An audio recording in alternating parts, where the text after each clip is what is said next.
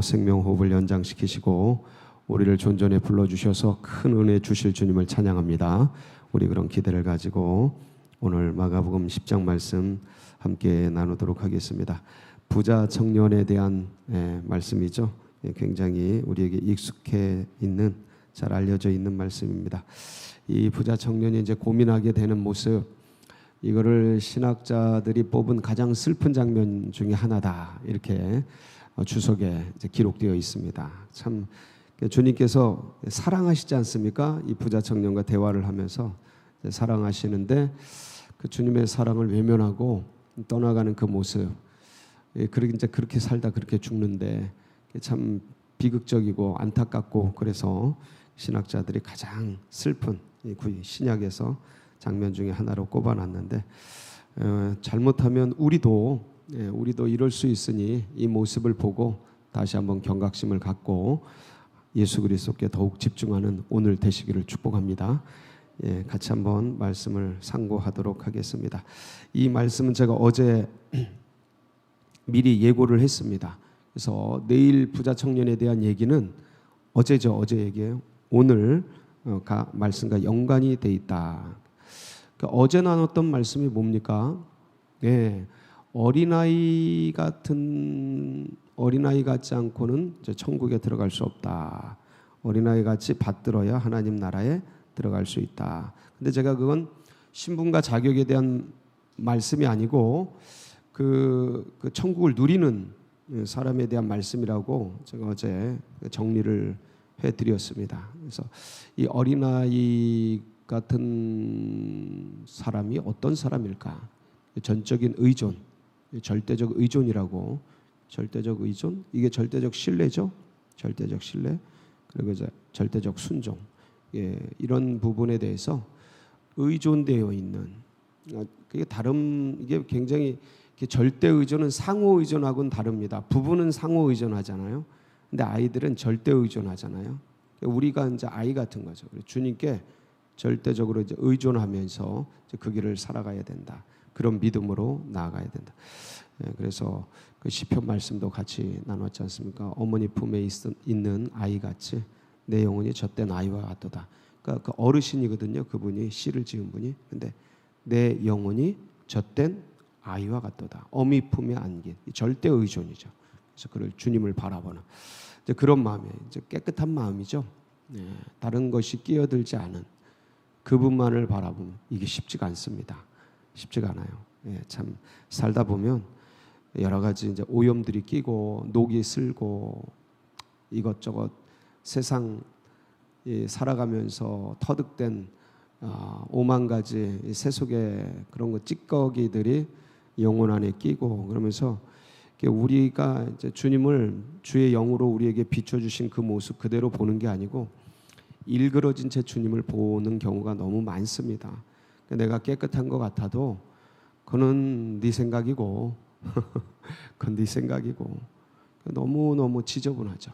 그래서 이런 시간이 꼭 필요한 게, 내가 어떤 존재인지를 이런 시간 속에서 기도하다, 말씀 앞에 찬양하다, 주님 존전에 나와서 주를 바라보면 주님이 우리를 비춰주시죠.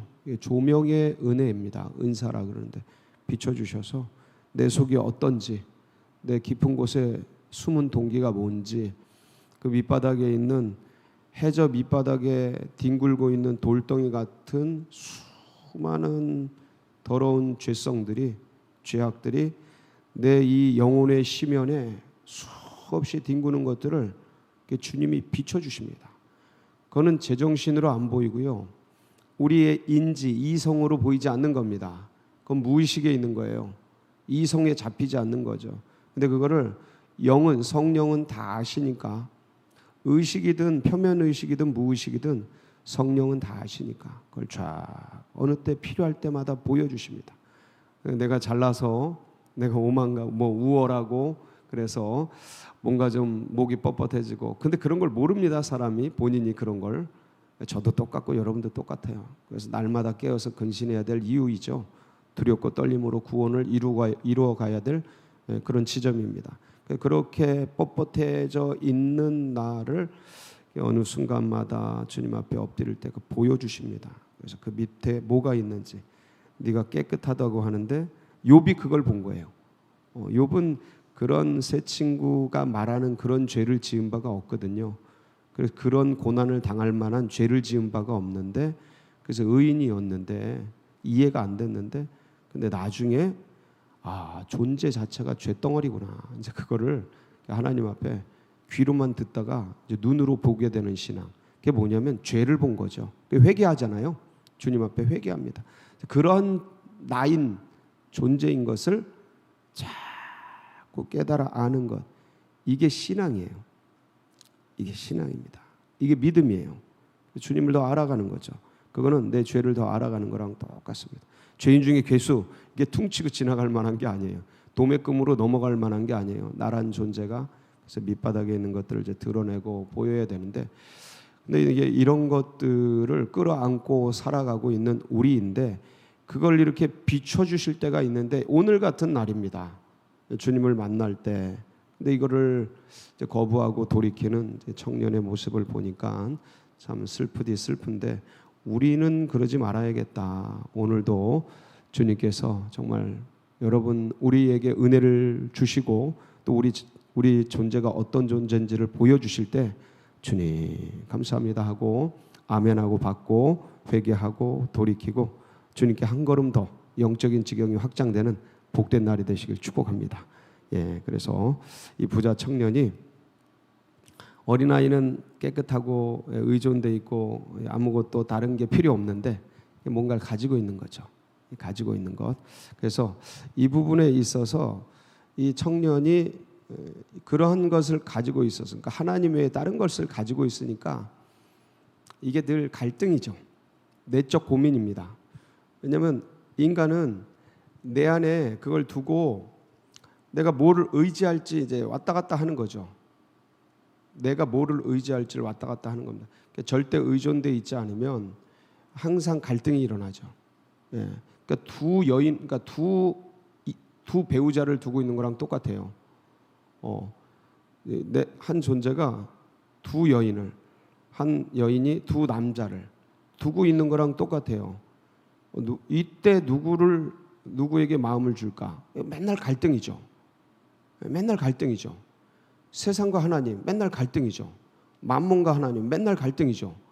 그러니까 두 여인, 두 남자에게 이 시간에 누구에게 마음을 줄까? 양쪽을 다 줄 수는 없잖아요. 존재의 특성상. 그러니까 그거랑 똑같은 마음이에요. 똑같은 마음인데, 그래서 이제 주님이 이 부자 청년이 이제 달려와서 엎드려서 구하잖아요. 이 갈등을 가지고 있는 사람들은 고민이 되니까 그 문제를 해결하기 위해서 찾게 돼 있습니다. 도를 구하게 돼 있어요. 그래서 이제 주님 앞에 달려 나오는 모습이 오늘 이제 17절 말씀입니다. 한번 보실까요? 뭐라 그러나? 17절 시작. 예수께서 길에 나가실새 한 사람이 달려와서 꿇어 앉아 묻자오되 선한 선생님이요 내가 무엇을 하여야 영생을 얻으리까? 주님이 길 가는데 한 사람이 달려왔어요. 꿇어서 이제 앉아서 묻자오되 엎드려서 앉아서 이제 묻는데, 자, 이 한 사람이 누구냐면 그 좀 이제 병행 본문들을 좀 찾아보면 이 청년입니다. 마태복음 19장 20절에 보면 이렇게 기록이 돼 있어요. 한번 보실까요? 그 청년이 이르되 이 모든 것을 내가 지키어 싸운데 아직도 무엇이 부족하니까. 이제 마태복음에는 청년으로 이 한 사람이 청년으로 기록이 되어 있습니다. 그리고 누가복음 18장 18절에는 관리예요. 관리. 한번 볼까요? 어떤 관리가 물어 이르되 선한 선생님이여 내가 무엇을 하여야 영생을 얻으리까? 그렇죠? 관리. 그러니까 부자고 젊고 관리고, 저 관리라는 뜻이 이게 지도자다, 장이다, 이거 장, 우두머리다 이런 거예요. 그러니까 어떤 공무원 거기에 높은 직위에 있었던 사람 같아요. 그러니까 젊음을 청년이라고 말할 정도면 아주 젊은 때에 부자가 됐고 청년, 완전히 인싸죠. 지금으로 말하면 핵인싸. 다 가진 사람. 네, 다 가진 사람. 그런데 신앙도 어때요? 신앙도 아주 출중해요. 언제부터 이 계명 다 지켰대요? 어려서부터. 이건 뭐예요? 모태신앙. 모태신앙. 어려서부터 이런 걸 다 지킬 정도면 그 어린 이전부터 훈련이 된 겁니다. 예, 뱃속부터 훈련이 된 거죠. 모태신앙. 아주 이 정도 신앙이면, 지금 이 정도 신앙이면 어떨까요? 부자의 안정된 직장에 젊고 그다음에 어릴 때부터 신앙생활을 했는데 지금까지도 이렇게 사모해. 네, 이렇게 사모해. 갈급함이 있는, 도를 구하는 거기에 대한 간절함이 있어요. 얼마나 너무너무 뜨겁고 좋은 신앙입니다. 이런 거 한 가지만 있어도 대단한 건데 다 가졌어요. 아주 훌륭해요. 근데 이제 문제는 뭐냐면, 이런 사람들 내면에 이제 모태신앙자들의 특성 중에 하나가 뭐냐면, 기독교 문화를 다 알아서 거기서 이제 배양된 거죠. 영을 만난 게 아니고 거기서 배양이 된 거예요. 문화적으로. 그러니까 문화적 크리스찬이지 영으로 하나님을 만난 사람이 아니에요. 그러니까 그 갈등이 있어요. 그 고민이 있어요. 그 목마름이 있단 말이에요. 이 영은 영과 영이 만나서 이루어지는 창조적 세계란 말이에요. 그러니까 그거에 대한 갈증이 있는 거죠. 문화적으로는 다 끝났어요. 물어보잖아요, 주님께서. 이거 계명 지켜라. 다 지켰다, 어릴 때부터. 예.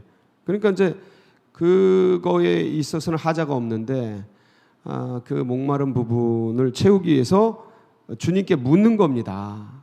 뛰어난 스승이고 하니까. 그러니까 우리도 이걸 자꾸 물어야 돼요. 어쩌면 우리들도, 어떤 분들은 이제 문화적으로 오래도록 교회를 다녀서 그 다음에 이제 어릴 때부터 신앙생활을 해서 이 기독교 문화에 익숙한 거예요. 이 지식에 아주 익숙한 거예요. 근데 문화에 익숙하고 지식에 익숙하고 이런 어떤 것들 많이 들어서 아는 것, 이 알은 진짜 여기서 말하는, 주님께서 말하는 세계, 영으로 아는 세계에 도달하기 위한 길잡이, 안내자지, 그건 율법이지, 그거는 은혜가 아니에요. 그 영의 세계가 아니에요, 아직은.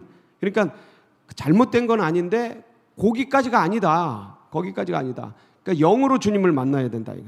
전부 그건 길잡이다. 안내자들이다. 예, 그걸 그 영으로 가는 세계를 끌어주는 견인차 같은 것들이에요, 그거는. 그래서 그 영과 영으로 만날 때 아주 그냥 놀라운 은혜가 이제 임하게 되는데, 그러한 갈급함을 17절 질문 속에서 한번 보겠습니다. 예수께서 길에 나가실새 한 사람이 달려와서 꿇어앉아 묻자오되, 자, 뭐라 그래요? 선한 선생님이요, 내가 무엇을 하여야 영생을 얻으리이까? 자, 보세요. 두 가지죠. 하나는 선한 선생님 하고, 이제 처음 보는 사람 예수님을 선하다고 합니다. 선하다고 하고, 자, 그러면 그 선한 선생님, 내가 무엇을 하여야 영생을 얻으리까? 그러니까 영생을 어떻게 얻으려고 그래요? 뭐를 해서, 행위. 그러니까 이 부자 청년의 신앙적 한계는 잘못된 신앙 아니에요. 아주 훌륭한 신앙입니다. 너무 좋은 신앙이에요. 그러니까 예수님이 칭찬을 하시고 사랑을 하시죠. 사랑하셔서. 그렇지만 거기가 아니고 다음 단계로 나가야 되는데, 그 부자 청년의 지금 신앙의 한계는 어떤 행위를 해야 영생을 얻는 신앙의 한계 속에 있는 거예요. 그러니까 내가 뭔가 선행을 하고 뭔가 고행을 하고 뭔가 종교적인 어떤 일정한 뭔가 과업을 쌓아야 그렇게 해야 하나님 나라를 경험하는 것으로 이해를 한 겁니다. 그래서 그러한 것들에 대해서, 내가 가지고 있는 그런 질문들에 대해서, 어떤 행위를 할 거에 대해서 얘기해 주실 분, 당신이 그걸 얘기해 주면 내 고민이 해결될 것 같다. 그러니까 그 부분을 해결해 달라. 당신은 그런 면에서 선한 분이시다. 이렇게 정의를 한 거예요, 이 젊은이가. 그러니까 질문을 가지고 나아갈 때 이미 질문의 답을 가지고 있는 거예요. 해답을. 내가 이걸 원하니 네 이걸 얘기해 라는 거예요. 그래서 그 사람 자체까지도 정의를 해버린 거예요. 지금 예수님은 당신은 선하니까 내가 영생 얻는 방법을 나에게 그 행위를 얘기해 라는 것을 이미 품고 간 거죠. 그러니까 들을 생각을 한 게 아니에요. 자기의 행위와 자기의 삶의 정당성을 상대방이 입증해 주는 그거를 바라고 나간 거죠. 이게 밑에 동기입니다. 이게 밑에 동기예요. 이게 사람들이 이게 다 있어요. 이것은 누구랄 것도 없이 다 있는데, 그러니까 주님이 뭐라 그러셔요? 그 사람의 그 속 사람의 마음을 알고, 그러니까 지금 뭐 내가 영생을 어떻게 얻어야겠습니까 하고 질문을 하지만 그 밑바닥에 이미 영적으로 그동안 이게 신앙적으로 다져온 그의 한계를 정확히 아시고 18절에 주님이 지적을 하시잖아요. 뭐라고 하셔요? 같이 봅니다. 시작. 예수께서 이르시되 네가 어찌하여 나를 선하다 일컫느냐? 하나님 한 분 외에는 선한 이가 없느니. 이게 굉장히 안 풀리는 말씀 중에 하나일 겁니다. 예수님 선한 거 맞는데 왜 선하지 않다 그러시지? 부자 청년 말이 맞는데 왜 스스로 아니시라 그러지? 주님이 이게 안 풀리거든요. 이 지금 제가 말씀드린 내용이 이게 이해가 안 되면 안 풀리는 문장입니다. 주님은 그 청년이 가지고 있는 설정, 그 신앙의 설정이 잘못됐다라는 거예요.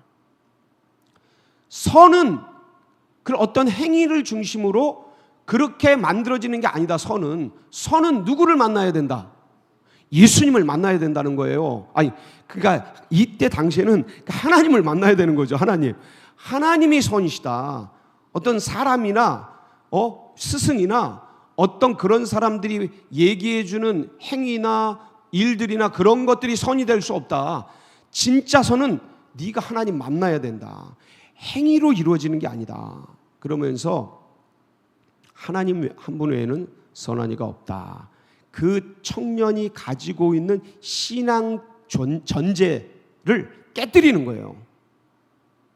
가지고 있는 전제된 의식들을 깨뜨려 버리는 거예요. 그러니까 주님이 굉장히 귀한 그 청년에게 신앙적 발전을 이룰 수 있는 굉장히 좋은 말씀을 해주신 거죠.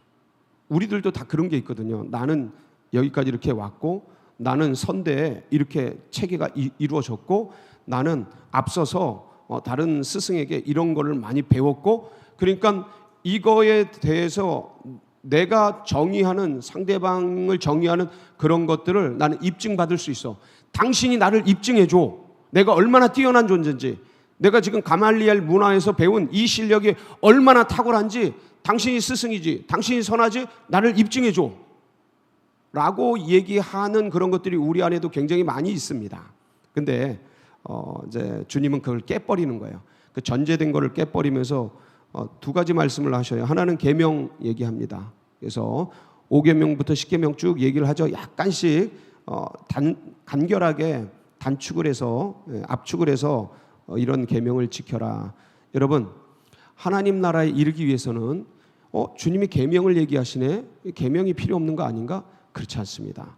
절대로 율법을 지키지 않은 사람들은 하나님 나라 은혜 세계에 들어가기가 어렵습니다. 진짜로 낙타가 바늘기로 들어가는 것만큼 어려워요. 불가능해요. 무슨 말이냐면 이 율법을, 이 계명을, 내가 얼마나 죄인인지를 알고 이 죄를 이겨보기 위해서 내가 이 삶을 살아보면서 죄를 안 지어보려고 몸부림쳐 봐야 뭐를 알아요? 그 다음에 은혜를 아는 거예요.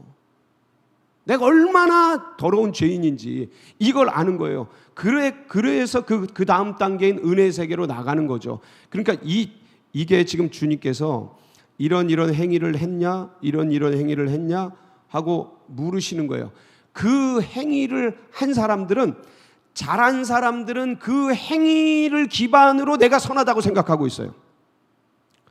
못한 사람들은 그 행위 때문에 나는 죄인이라고 나는 쓰레기라고 생각하고 있어요. 이 두 가지가 다 잘못된 거예요. 이 두 가지가 다.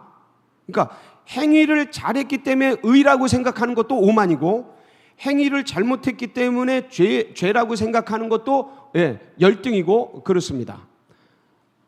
자, 보세요. 이 행위를 했기 때문에 의로워집니까? 인간은 그럴 수가 없어요. 그래서 주님께서 그렇게 잘한 그 청년에게 그런 네가 한 가지 더 너무 이쁘다, 잘했다, 수고했다, 애썼다. 이거 지키기가 얼마나 어렵습니까? 수고했다. 그러면서 사랑하사 이제 진짜 네가 그렇게 믿음의 선한 진보를 이루기를 원한다면 네 안에 가지고 있는 다른 의존적인 것을 버려라. 하나님 한 분 외에 의존되어 있는 다른 것을 버려라. 여기 이 청년은 그게 뭐였어요? 재물이었어요. 여러분은 그게 뭐예요? 지금. 어떤 분은 그게 자녀일 수 있어요. 어떤 분은 그게 진짜 재물일 수 있어요. 재정일 수 있습니다. 어떤 분은 사업장일 수 있어요. 내 평생 일군 사업장. 어떤 분은 자기 인격일 수도 있어요. 자기 캐리어. 예? 자기가 쌓아놓은 그동안의 업적, 그거 자체가 재물일 수 있습니다. 다 달라요. 어떤 분은 그게 내가 굳게 붙들고 있는 건강, 이런 거일 수 있어요. 이건, 아니, 그렇게 의존되어 있을 수 있어요.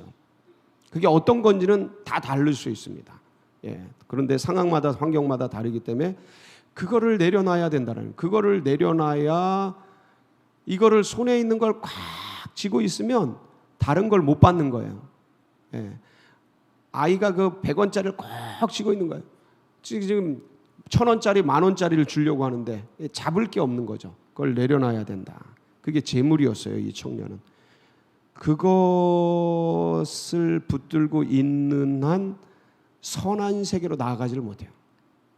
하나님의 나라로 나가지를 못해요.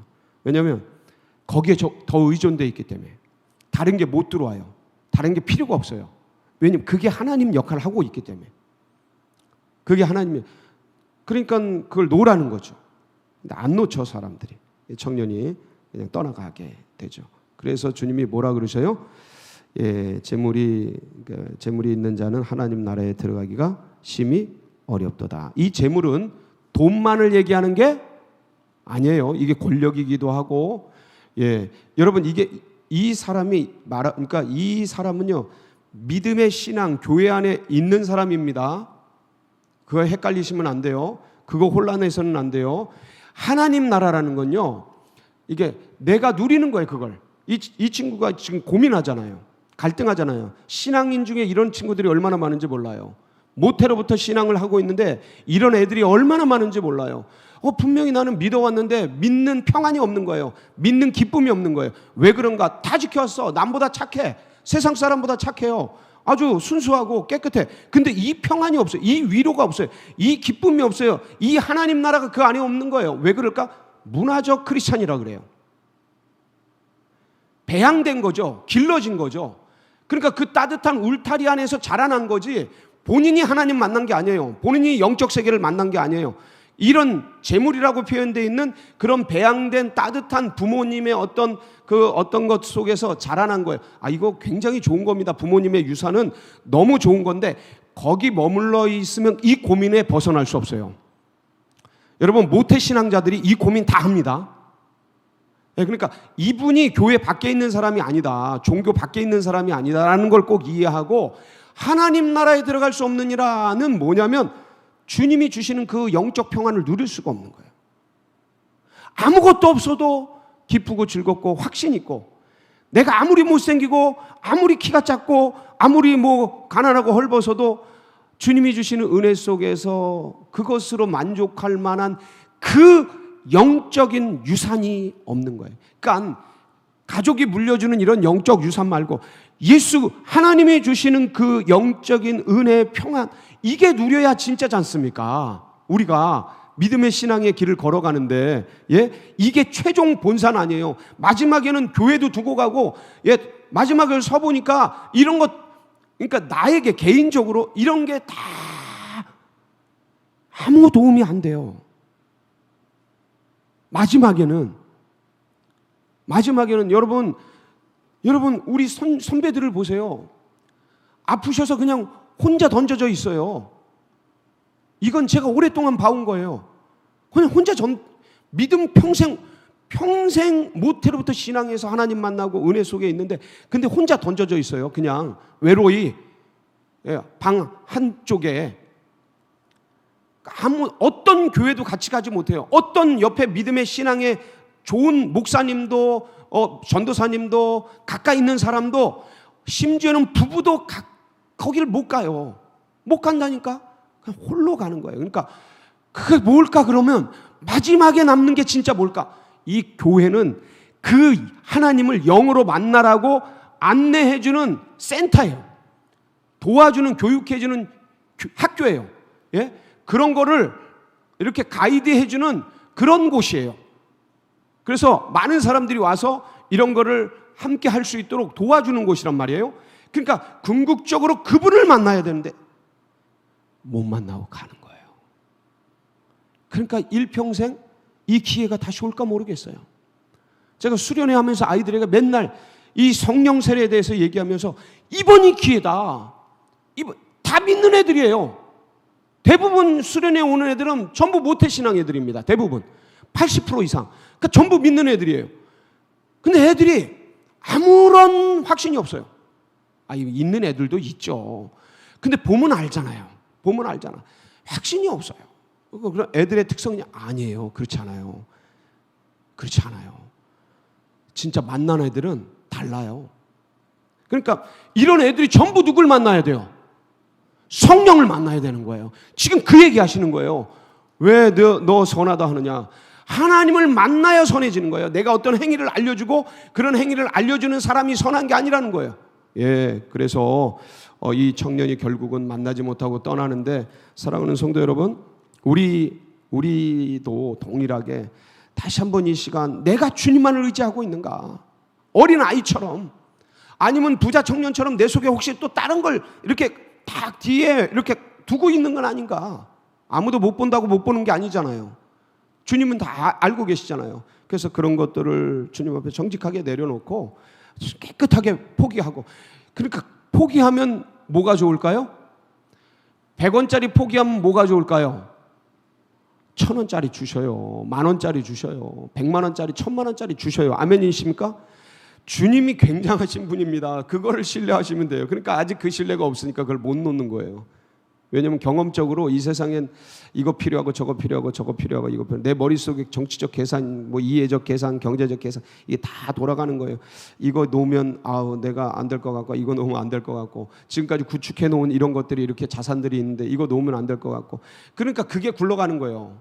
그러니까 그걸 내려놔야 돼. 그 내려놓는 게 뭐냐? 내려놓는 게 주님만 굳게 붙드는 겁니다. 제일 평안하고 기쁘고 그분이 해주셔요. 그분이 해주십니다. 아멘이십니까? 오늘 놓고 주님을 더 깊이 만나는 그런 은혜의 시간이 되시길 주의 이름으로 축복합니다. 같이 기도하시겠습니다. 부자 청년 누구를 할 것도 없죠. 누구를 할 것도 없습니다. 어느 때는 우리가 또 부자 청년이 되기도 합니다. 그래서 시시때때로 우리 안에 혹시 다른 것들이 붙들고 있는 게 있는가, 이렇게 이런 시간을 통해서 돌아보고 또 내려놓고, 그리고 지금도 고난받는 그런 분들, 환난 환우들 기억해 주시고, 정말 그 고통 속에서 다시 일어나도록 하나님이 도와주셔서 일어나도록. 그리고 튀르키예 7.8 강진이 일어났죠. 참 비극적인 일이 아닐 수가 없는데, 시리아와 그 튀르키예 참 그 사망자들, 고통당하는 분들 위해서 특별히 저희 원로 목사님 따님이, 이인덕 전도사님, 그리고 그 하집사님이 거기서 참 지금도 진도가 5.0이 계속 온다고 합니다. 그래서 멀미가 나고 어려움, 생명에는 지장이 없는데 아무래도 그런 것들이 여전히 계속되니까 위에서 하나님 도와주세요, 안전하게 해주세요, 건강을 지켜주세요, 기도해 주시고, 여러분 각자의 기도 제목 붙들고 우리 주여 부르짖고 기도하며 나갑니다. 부르짖습니다. 주여.